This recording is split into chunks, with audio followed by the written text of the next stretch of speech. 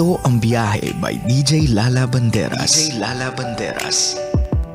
Hi love, 11:01 and you are now with me. We are also live na sa Love Radio Manila Facebook page. Kaya kung gusto nyo mag-comment sa ating Byahe Sender of the Night, meron kayong advice na gustong ibigay sa kanya, then all you have to do ay pumunta sa Love Radio Manila Facebook page and watch the live stream.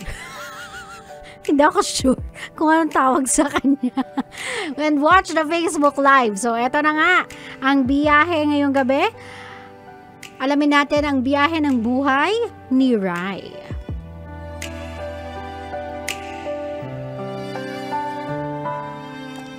Hi DJ Lala, itago nyo na lang po ako sa pangalang Rai. 17 years old na po ako at gusto ko sanang humingi ng advice sa inyo dahil lagi na lang po akong nape-pressure sa sarili ko at sa pag-aaral.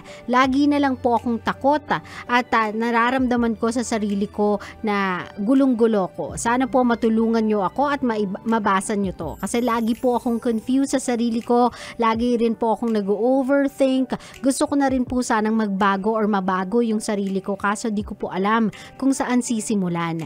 Bawat galaw ko, lagi ko na lang nabibigyan ng kahulugan sa isip ko. Feeling ko parang mali yung ginagawa ko. Sana po matulungan nyo ako. Thank you and more power to your show.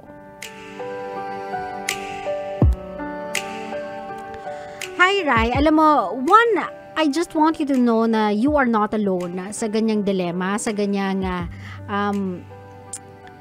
sitwasyon. Marami kasi ngayon na I don't know, for some reason, mas marami akong kilala ngayon na inaatake ng anxiety nila in life. Kahit wala namang apparent reason for them to feel rattled in life para ma-pressure, para atakihin ng depression or signs of depression or anxiety, inaatake sila. And they do not know why.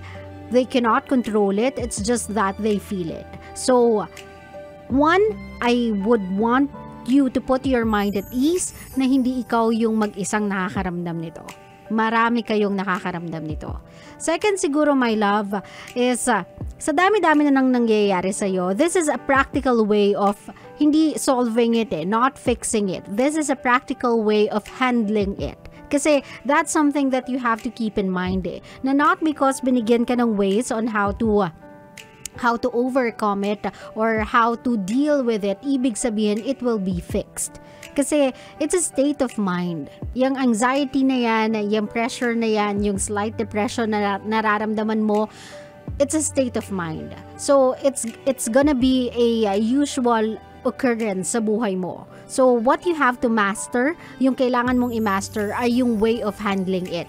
How can you handle it better every single time na nakakaramdam ka ng kaba ng dibdib, nakakaramdam ka ng, alam mo yun, ng pressure, nakakaramdam ka na parang lahat ng ginagawa mo mali and nothing good is ever gonna happen sa surroundings mo. Well, my love, number one is huminga ka ng malalim. Whenever you do feel that breathing is important.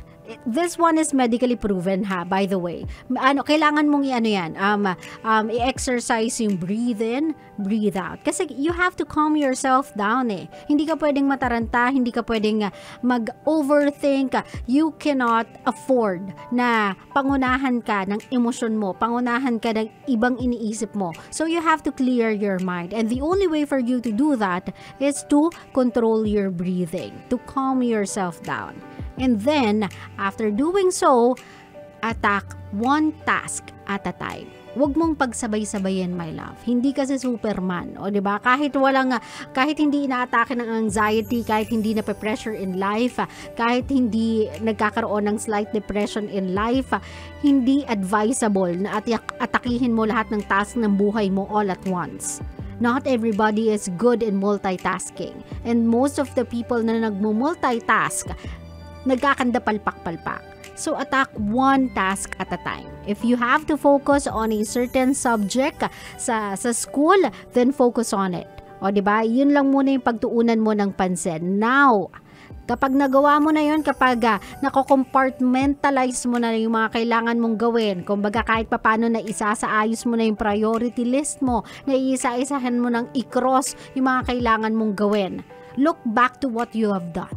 Tignan mo kung ano yung mga nagawa mo. And then give yourself a tap on the back every single time. My love, hindi mo naman kailangan puriin yung sarili mo every single time lang na nakakagawa ka ng milestone in life, ng bonggang-bonggang gawain in life. Even little triumph sa buhay mo, little milestone, little winnings sa buhay mo, give yourself a tap on the back. Celebrate on it. O diba? Celebrate because of it. Kasi yung mga little things that you've done right are things na winnings para sa'yo. Nagawa mo, napagtagumpayan mo. It is something that you should be proud of kasi you were able to overcome. Naintindihan mo ko, my love? This way kasi, hindi mo nakikita yung mga ginagawa mo as tasky. Nakikita mo yung mga ginagawa mo as challenges that you are able to overcome. Nakikita mo siya as challenges or obstacles na you were able to go through. Then, little by little, nagiging proud ka sa sarili mo for doing it. Nagiging proud ka sa sarili mo for having to overcome those obstacles, those challenges. Naintindihan mo ko, my love? You are doing fine.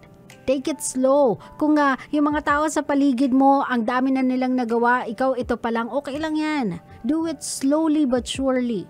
Kasi ako nakakaramdam din ako ng pressure in life eh. Kapag tinitignan ko yung sarili ko, I'm about to age a year more after an hour, o 'di ba, magiging 34 na ako. Looking back sa mga nagawa ko, I don't think it's enough.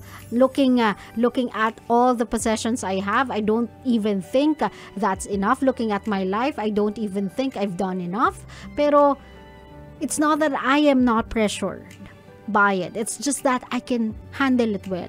Nahahandle ko siya ng well. Kasi alam ko sa sarili ko na even when I'm walking in this life slowly, or I'm taking this journey of my life slower than yung mga kabatch ko, slower than the people I know with the same age as I am, I know for myself na I'm taking this one step at a time. Na I'm doing it at my own pace. Na kahit papaano, itong takbo ng buhay ko, at least ako yung nagkokontrol. Hindi ako yung kinokontrol ng buhay ko. Naiintindihan mo ko, my love? Kasi if hahayaan mong pasukin ka ng mga pressure na yan, if hahayaan mong pasukin ka ng mga negativities na yan, they will consume you.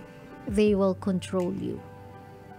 So, instead of letting them do that, control the way you attack things, the way you do things, the way you think about yourself after doing things. Okay? I want you to look at yourself in the mirror and tell yourself na, hey, Rai, you are fine. You are doing great, by the way. Oops, meron kang darating na exam. Okay lang yan, kayang-kaya mo yan. We still have hours, days to prepare for it. So take it slow. Take your time. Ang importante naman is not how fast I took that test, it's how effectively I do that. Naintindihan mo ko, Rai? So, my love, I don't want you to think na there's something wrong with you just because ganyan yung nararamdaman mo sa sarili mo. There's nothing wrong with you. You are just so concerned with life.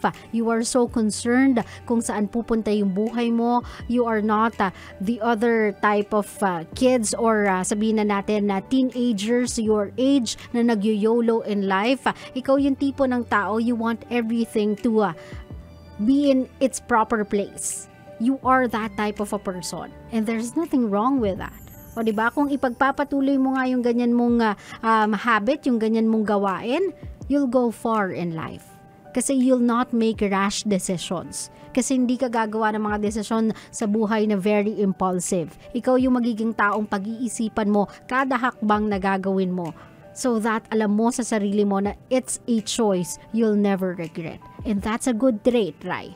That's a good trait.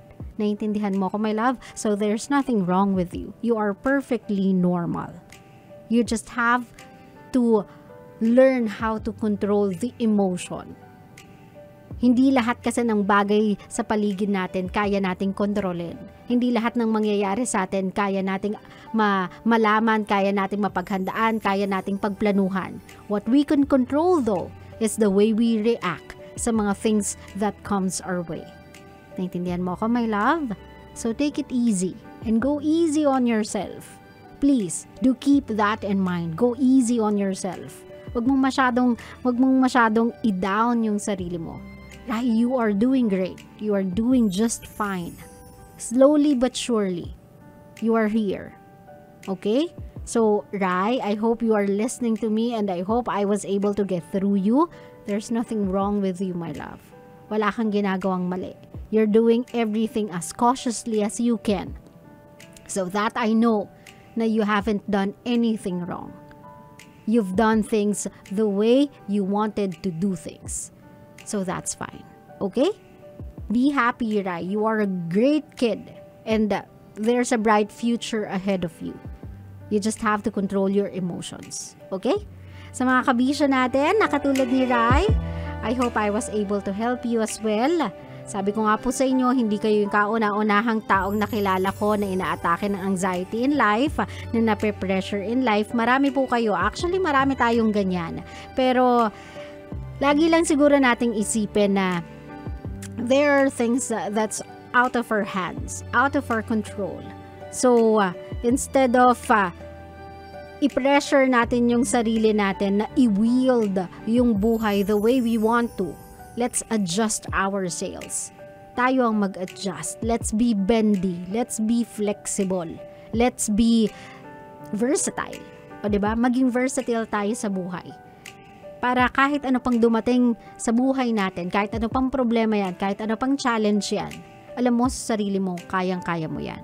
Why? Because I may not be the most talented person, I may not be the most skilled person you'll ever met in your entire life or you'll ever meet in your entire life. I know for myself that I am not a quitter. Hindi ako quitter.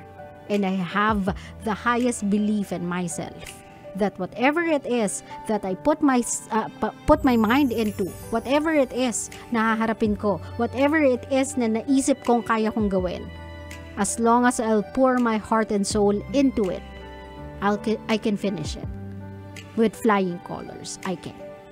Dapat ganun ka din. Okay?